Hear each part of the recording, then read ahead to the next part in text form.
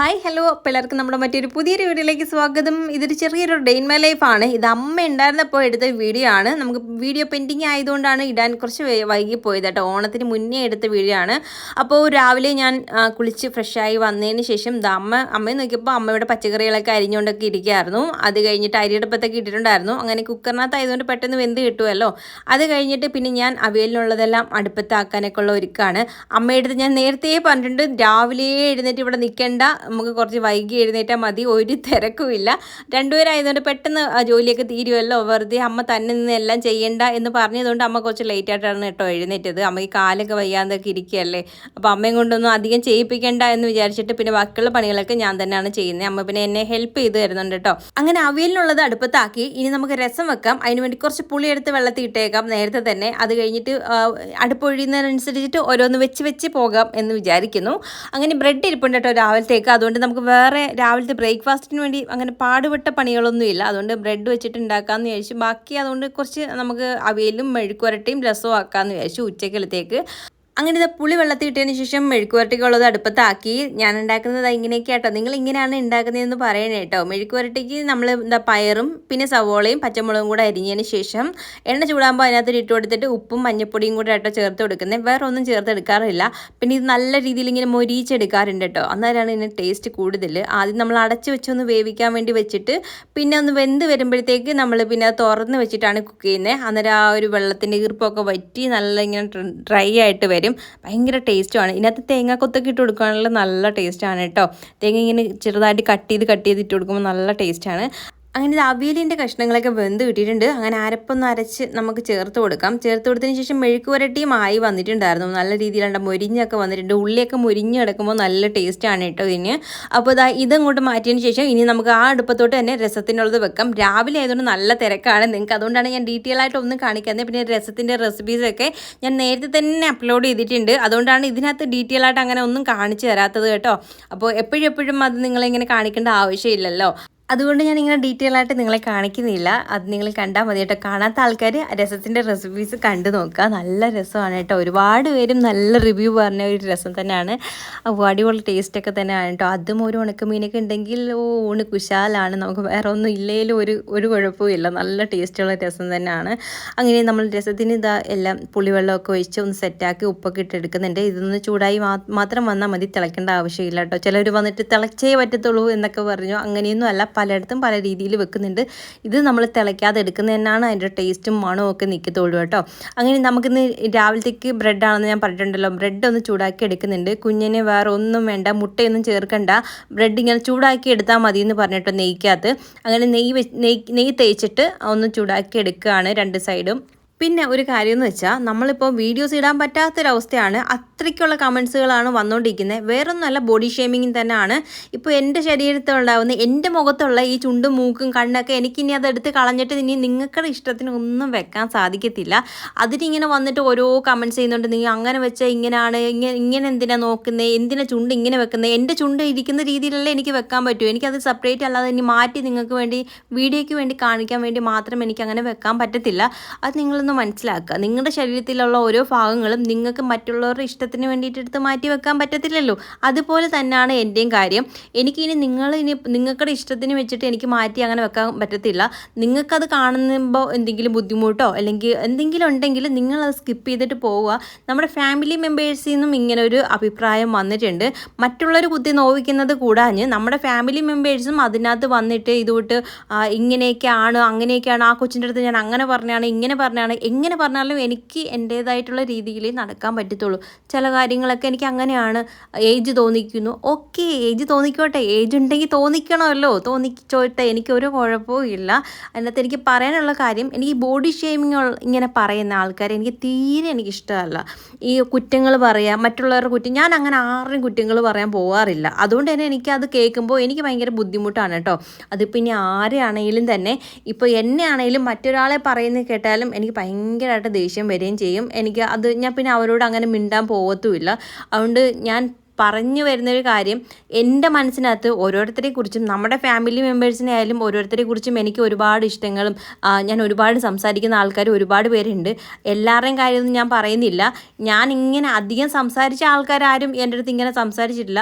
പക്ഷേ വീഡിയോസൊക്കെ കാണുന്നുണ്ട്, ഇഷ്ടമാണെന്നൊക്കെ പറഞ്ഞിട്ട് ചില ആൾക്കാർ വന്നിട്ട് ഇങ്ങനെ വന്ന് മറ്റുള്ളവരുടെ കൂട്ടത്തിൽ ചേർന്നിട്ട് നമ്മളെ കുറ്റപ്പെടുത്തുകയും കുത്തുവാക്കുകൾ പറയുകയും ചെയ്യുമ്പോൾ നമുക്ക് വല്ലാണ്ട് വേദനിക്കും. അതിപ്പോൾ എനിക്ക് എൻ്റെ ഫാമിലിയിൽ നിൽക്കുന്ന ആൾക്കാർ ഇപ്പോൾ നമ്മളെ മറ്റുള്ളവരുടെ മുമ്പിൽ വെച്ചിട്ട് ഓരോന്ന് പറയുമ്പോൾ നമുക്ക് വേദനിക്കത്തില്ലേ? അതേപോലെയാണ് എനിക്ക് നിങ്ങൾ പറയുന്ന ഓരോ വാക്കുകളും എനിക്ക് വേദനിക്കുന്നത്. മറ്റ് ആരും നമ്മുടെ വീഡിയോസ് കാണാത്തയോ അല്ലെങ്കിൽ നമ്മളെ ഇഷ്ടമില്ലാത്ത ആൾക്കാരോ വന്ന് എൻ്റെ ഇങ്ങനെ എന്തെങ്കിലും പറഞ്ഞാൽ എനിക്ക് ഒരു വിഷമവും തോന്നാറില്ല.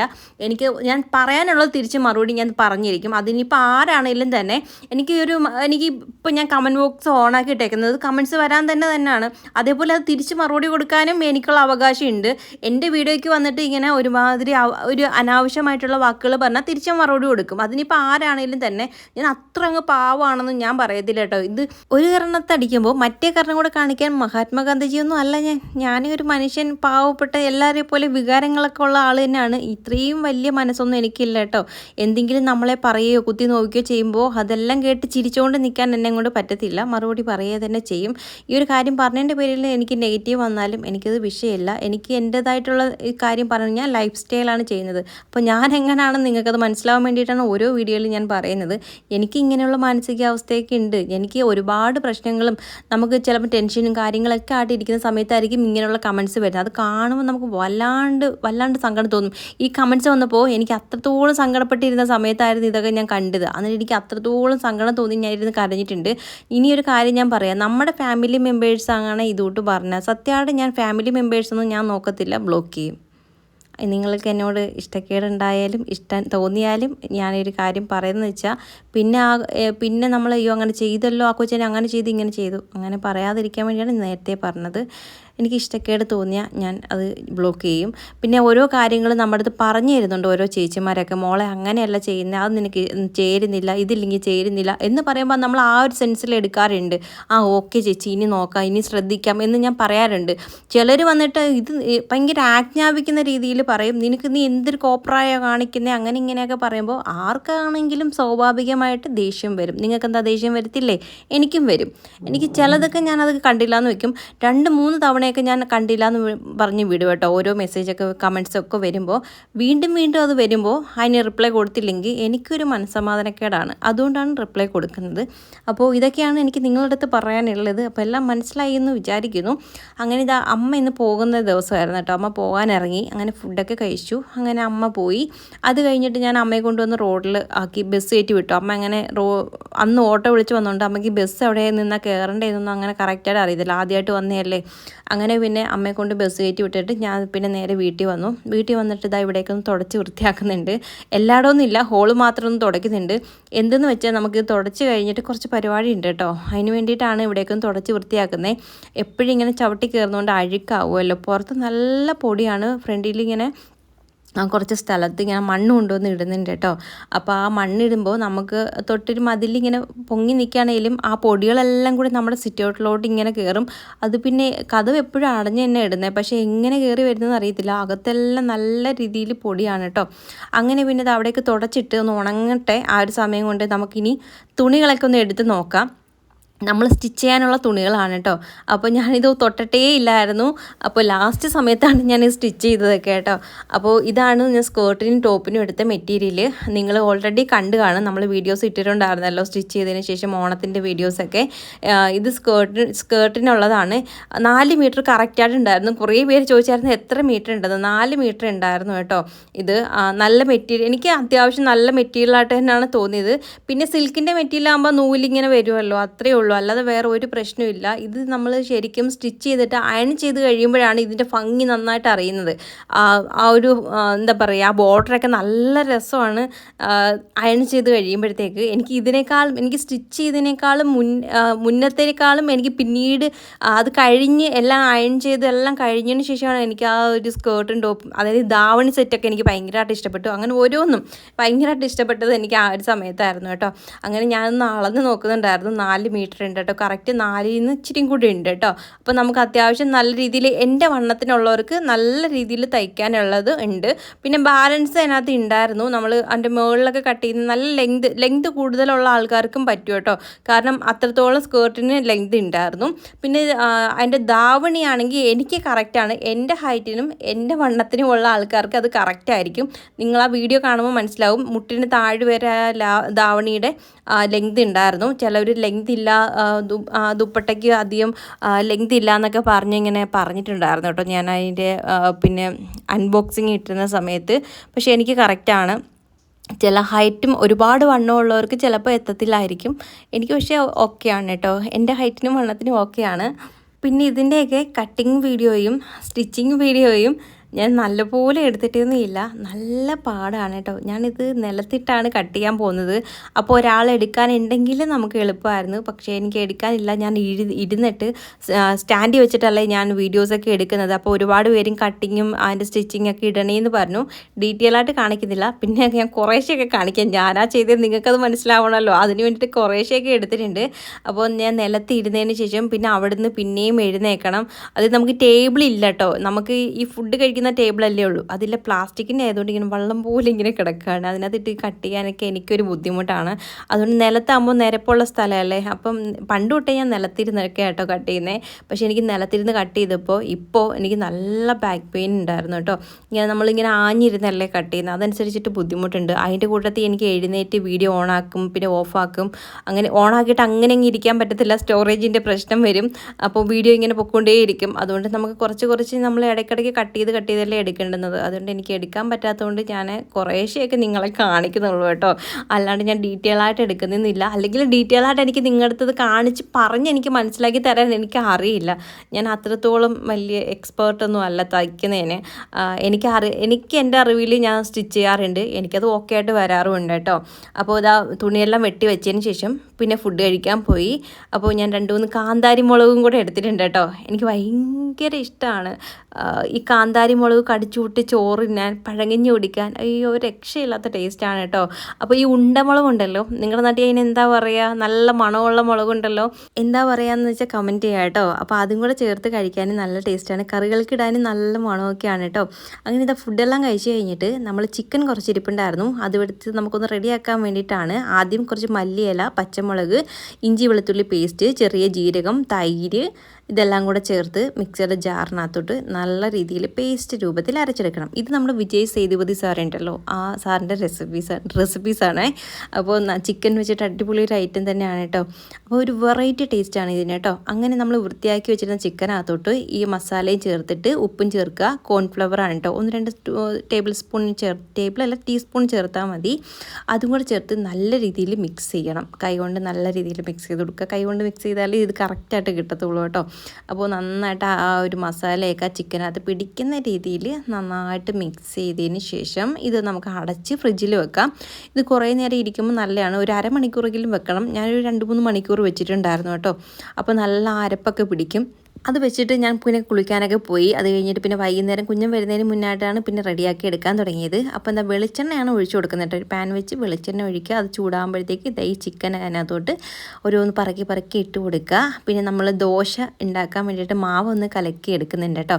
ആ ഒരു സമയത്ത് ആ ചിക്കൻ അവിടെ കിടന്ന് നല്ലപോലെ ഇങ്ങനെ മുരിഞ്ഞൊക്കെ വരും കേട്ടോ. നമുക്ക് കുറച്ച് എണ്ണയ്ക്കകത്താണ് ഞാൻ എടുക്കുന്നത്. തിരിച്ച് മറിച്ചിട്ട് ഒന്ന് മുരിച്ചെടുക്കുകയാണ് കേട്ടോ. ചിക്കൻ അധികം വേവില്ലല്ലോ. അപ്പോൾ ഇത് നമുക്ക് എല്ലില്ലാത്ത പീസാണെങ്കിൽ കുറച്ചുകൂടെ നല്ലതായിരിക്കും. എല്ലുണ്ടെങ്കിൽ അതങ്ങനെ എടുക്കാം. ഞാനിത് എല്ലോട് കൂടിയ പീസ് തന്നെയായിട്ട് എടുക്കുന്നത്. ചെറിയ പീസാണെങ്കിൽ പെട്ടെന്ന് വെന്തും കിട്ടും. അപ്പോൾ ഇപ്പുറത്തെ അടുപ്പത്തോട് ഞാൻ ദോശ ഉണ്ടാക്കി. പിന്നെ ചമ്മന്തി ഞാൻ അരച്ചെടുത്തിട്ടുണ്ടായിരുന്നു. വീഡിയോയിൽ കാണിച്ചിട്ടില്ല. നമ്മുടെ ചമ്മന്തി ഉണ്ടല്ലോ, മറ്റേ എന്താ പറയുക, നല്ല പൊട്ടുകടലേക്ക് ഇട്ടിട്ടുള്ള ചട്നി ഞാൻ നേരത്തെ നിങ്ങളെ കാണിച്ചിട്ടുണ്ട്. അതുകൊണ്ട് ഞാൻ ഇത് ഡീറ്റെയിൽ ആയിട്ട് കാണിക്കാൻ. അപ്പോൾ അത് അരച്ച് വെച്ചതുകൊണ്ട് കടുവറുത്ത് ഒഴിക്കണമല്ലോ. അപ്പോൾ ഞാൻ ദോശ ചുട്ടതിന് ശേഷം ആ ഒരു താവയ്ക്കകത്തോട്ട് തന്നെ വെച്ചിട്ട് കടുവറുത്ത് അതിനകത്തോട്ട് ഒഴിക്കുന്നുണ്ട്. ഇതിനി ഇവിടെ അടച്ച് വെച്ചിട്ട് വെച്ചേക്കാം. നമ്മളിനി കഴിക്കാൻ നേരത്ത് തുറന്നാൽ മതി കേട്ടോ. അപ്പോൾ നല്ല മണമൊക്കെ ആയിരിക്കും, നല്ല ടേസ്റ്റും കാണും. അങ്ങനെ ഇതാ നമ്മളുടെ ചിക്കൻ ഒരുവിധം റെഡി ആയിട്ട് വന്നിട്ടുണ്ട്. ഞാൻ ഈ വേവാത്തിച്ച ആ ഒരു അരപ്പ് ഇങ്ങനെ പച്ചക്കിരിക്കുന്ന ഭാഗമൊക്കെ ഒന്ന് തിരിച്ച് ഇങ്ങനെ ഇട്ട് കൊടുക്കുന്നുണ്ട് കേട്ടോ, ഓരോ സൈഡും. അപ്പോൾ അത് പെട്ടെന്നൊന്ന് ആ ഒരു ആയി വരും. ഇല്ലെങ്കിൽ ആ പച്ച അരപ്പ് കഴിക്കുമ്പോൾ നമുക്കൊരു ബുദ്ധിമുട്ടുണ്ടല്ലോ. എനിക്ക് അങ്ങനെയൊക്കെ ഉണ്ട്. ചില സമയത്ത് നമ്മൾ കടയിൽ നിന്നൊക്കെ നേരത്തെ അൽഫാം വാങ്ങിക്കുമ്പോൾ അതിനകത്ത് ഇങ്ങനെ പച്ച അരപ്പൊക്കെ കാണും. എനിക്കത് കഴിക്കുമ്പോൾ മനം മറിക്കും. ഞാനൊരു ഭാഗം കഴിക്കത്തില്ല. നല്ല പൊള്ളിയിരിക്കുന്ന ഭാഗം മാത്രമേ കഴിക്കത്തുള്ളൂ കേട്ടോ. വെന്തിട്ടുണ്ടായിരിക്കും, പക്ഷേ അരപ്പ് ചെറുതായിട്ട് ഇങ്ങനെ ഒരു പച്ച ചുവ കാണും. അതുകൊണ്ട് ഞാനിത് ഫുള്ളും തിരിച്ചു മറിച്ചും ഇട്ട് ഒന്ന് കുക്ക് ചെയ്തെടുക്കുന്നുണ്ട് കേട്ടോ. അങ്ങനെ ഇതാ നമ്മുടെ ചിക്കൻ റെഡി ആകുമ്പോഴത്തേക്ക് ഒരു പാത്രത്തിലോട്ട് മാറ്റുക. പിന്നെ ഇതാ വെള്ളം തിളച്ച് ഇങ്ങനെ വന്നിട്ടുണ്ടായിരുന്നു. അപ്പം നമുക്ക് കുടിക്കാൻ ഇപ്പം ചൂടായതുകൊണ്ട് ഒന്ന് ഒഴിച്ച് ഒന്ന് മാറ്റി വെക്കുന്നുണ്ട് തണുക്കാൻ വേണ്ടിയിട്ട്. നമ്മളല്ലെങ്കിൽ ഫുഡ് കഴിച്ച് കഴിയുമ്പോഴത്തേക്ക് ഭയങ്കര ചൂടായിരിക്കും. ഇതാകുമ്പോൾ ഒന്ന് തണുത്ത് കിട്ടും. അങ്ങനെ കുറേശ്ശെ ചിക്കൻ ഇങ്ങനെ മൊരിഞ്ഞ് വരുന്നതനുസരിച്ചിട്ടായിരുന്നു ഞാൻ മാറ്റി കൊടുത്തത്. രണ്ടാമത് പിന്നീട് ഇതാ ബാലൻസും കൂടെ മാറ്റിയെടുക്കുന്നുണ്ട്. അപ്പോൾ അത് ഇല്ലെങ്കിൽ ചിലപ്പം കരിഞ്ഞു പോകും. നമ്മൾ മറ്റേതായിട്ടുണ്ടെങ്കിൽ പിന്നെ അതിട്ട് കഴിഞ്ഞാൽ പിന്നെയും കരിഞ്ഞു പോകുമല്ലോ. അതുകൊണ്ട് ഞാനത് മാറ്റിയെടുക്കുന്നുണ്ട്. നമ്മുടെ ചമ്മന്തി അങ്ങനെ ഒന്ന് കലക്കിയൊക്കെ ഒന്ന് എടുക്കുന്നുണ്ട്. ഈ സമയത്ത് കലക്കി എടുക്കാനായിട്ടോ നല്ലത്. അന്നേരമാണ് അതിന് ടേസ്റ്റും മണവും കാണും. നമ്മൾ അന്നേരം തന്നെ കടുവറുത്ത് ഒഴിച്ച് അന്നേരം ഇളക്കിയെടുക്കാതെ നമ്മളൊരു 5-10 മിനിറ്റ് കഴിഞ്ഞ് ഇളക്കിയെടുക്കുന്നതായിരിക്കും നല്ല ടേസ്റ്റ്. അങ്ങനെ ഞങ്ങൾ രണ്ടുപേരും കൂടെ കഴിച്ചു. ചിക്കൻ ആണെങ്കിൽ ഒരു വെറൈറ്റി ടേസ്റ്റ് ആണെന്ന് വേണമെങ്കിൽ പറയാം കേട്ടോ. എന്താ ഒരു പ്രത്യേക ടേസ്റ്റാണ്. ഒരു എന്താ പറയുക, നമ്മൾ നോർമലി ചിക്കൻ ഫ്രൈ ചെയ്ത് കഴിക്കുന്ന ആ സെയിം ടേസ്റ്റേ അല്ല, ഇത് വെറൈറ്റി ടേസ്റ്റാണ്. നിങ്ങളത് ട്രൈ ചെയ്ത് നോക്കുക, എല്ലാവർക്കും ഇഷ്ടപ്പെടുമെന്ന് ഞാൻ വിചാരിക്കുന്നു. അങ്ങനെ ഫുഡ് കഴിച്ചതിന് ശേഷം ഇതാ പാത്രങ്ങളൊക്കെ ഒന്നുണ്ടായിരുന്നു, അതൊക്കെ കഴുകി വയ്ക്കുമായിരുന്നു. പിന്നൊരു കാര്യം, നമ്മുടെ ഒരു ഫാമിലി മെമ്പറായ ജസീന ഷമീറിൻ്റെ മകളായ ഫിദ ഫാത്തിമയുടെ ബർത്ത്ഡേ സെപ്റ്റംബർ 20-നും സുഹൈലത്ത് ശ്രീരാജിൻ്റെ മകനായ അബുവിൻ്റെ ബർത്ത്ഡേ സെപ്റ്റംബർ 20-നും രേണുക രാജീവിൻ്റെ മകനായ രോഹിത്തിൻ്റെ ബർത്ത്ഡേ സെപ്റ്റംബർ 23-നും പറഞ്ഞിട്ടുണ്ടായിരുന്നു. അപ്പോൾ നമ്മുടെ ഫാമിലിയുടെയും വിഷസ് അറിയിക്കുകയാണ്. ഹാപ്പി ബർത്ത്ഡേ 3 പേർക്കും. ഒരുപാട് നാളിങ്ങനെ സന്തോഷം സമാധാനമായിട്ട് ദീർഘായുസ് നൽകി നിങ്ങളെ ദൈവം അനുഗ്രഹിക്കട്ടെ എന്ന് പ്രാർത്ഥിക്കുന്നു. അതുപോലെ തന്നെ സുനീറ ഷാജിയുടെയും ഐശ്വര്യ രതീഷിൻ്റെയും വെഡിങ് ആനിവേഴ്സറി സെപ്റ്റംബർ 21-ന് പറഞ്ഞിട്ടുണ്ടായിരുന്നു. അപ്പോൾ 4 പേർക്കും നമ്മുടെ ഫാമിലിയുടെയും വിഷസ് അറിയിക്കുകയാണ്. Happy wedding anniversary. ഒരുപാട് നാളിങ്ങനെ സന്തോഷമായിട്ട് ജീവിക്കാൻ നിങ്ങൾ ദൈവം അനുഗ്രഹിക്കട്ടെ എന്ന് പ്രാർത്ഥിക്കുന്നു. അങ്ങനെ ഇതാ പാത്രങ്ങളൊക്കെ കഴുകി വെച്ചു. അത് കഴിഞ്ഞിട്ട് ഇതാ നമ്മൾ പച്ചക്കറികൾ എന്തെങ്കിലുമൊക്കെ അരിഞ്ഞ് വെക്കണമല്ലോ പിറ്റേന്നത്തേക്കുള്ള ആവശ്യത്തിന് വേണ്ടിയിട്ട്. പാവയ്ക്ക കേട്ടോ അതിന് വേണ്ടി അരിഞ്ഞെടുക്കുന്നത്, തോരന് വേണ്ടിയിട്ടാണ്. അതുകൊണ്ട് പൊടിയായിട്ടാണ് അരിഞ്ഞെടുക്കുന്നത്. ഇങ്ങനെ പൊടിയായിട്ട് അരിഞ്ഞെടുക്കുമ്പോൾ വലിയ കയർപ്പ് കാണത്തില്ല കേട്ടോ. സവാള കൂടുതലായിട്ട് ചേർക്കുകയാണെങ്കിൽ ഇങ്ങനെ കയർപ്പേ അറിയത്തില്ല. നല്ല ടേസ്റ്റാണ്. ഞാൻ ചതച്ചിടാറില്ല, തേങ്ങ തിരികെ ചേർക്കാറാണ് കേട്ടോ പതിവ് തോരന് വേണ്ടിയിട്ട്. മെഴുക്കുവരട്ടി വെക്കുന്നത് ഞാൻ നിങ്ങൾക്ക് നേരത്തെ കാണിച്ചു തന്നിട്ടുണ്ടല്ലോ. തേങ്ങ കൊത്തൊക്കെ ഇട്ടിട്ട് നല്ല ടേസ്റ്റുള്ളൊരു മെഴുക്കുവരട്ടിയാണ് കേട്ടോ. പാവയ്ക്ക അങ്ങനെ അറിയത്തേ ഇല്ല, നല്ല മൊരിച്ചെടുക്കുമ്പോൾ നല്ല ടേസ്റ്റാണ്. അങ്ങനെ പാവയ്ക്ക അരിഞ്ഞത് ഒരു കവറിനകത്താക്കി. ഇനി മെഴുക്കുവരട്ടിക്കുള്ളത് വെണ്ടയ്ക്കയും കൂടെ അരിഞ്ഞെടുക്കുന്നുണ്ട്. അപ്പോൾ നാളെ പാവയ്ക്ക തോരൻ വെണ്ടയ്ക്ക മെഴുക്കുവരട്ടി ആക്കാമെന്ന് വിചാരിച്ചു.